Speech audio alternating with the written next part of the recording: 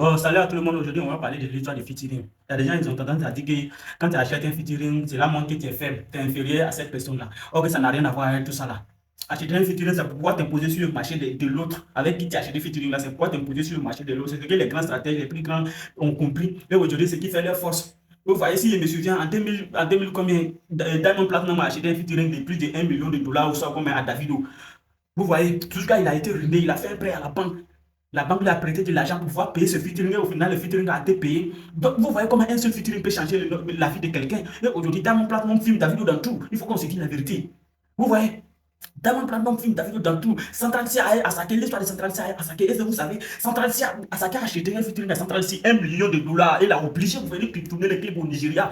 C'est ça qu'il a. Asake a fait le promo de sa ville avec de son pays. C'est tout ça l'avantage des featuring. Vous voyez. Donc, quand tu achètes un featuring là, c'est comme si tu essayais de t'imposer sur le marché de l'eau. Lil Baby a aidé Nino. Nino a acheté un featuring avec Lil Baby. C'est pas si le featuring a été payant, si le featuring n'a pas été payant, ça seulement il n'était pas. Mais Fally Ipupa a essayé de faire un featuring avec Rema. Et en plus, il a essayé de faire un featuring avec Rihanna. Rihanna a imposé une somme colossale qu'il a refusé de payer. C'est vrai, il a commencé la musique bien avant nos grands-mères même. Nos grands-mères même. Mais aujourd'hui, Fally Ipupa, Rihanna est plus connue que lui. Rema est plus connu que lui. Vous voyez, Nino, il a acheté un featuring à Lil Baby. Lil Baby. Lil Baby. Vous voyez, Central ne peut pas acheter un featuring avec Lil Baby. Mais Nino, il a acheté un featuring avec Lil Baby.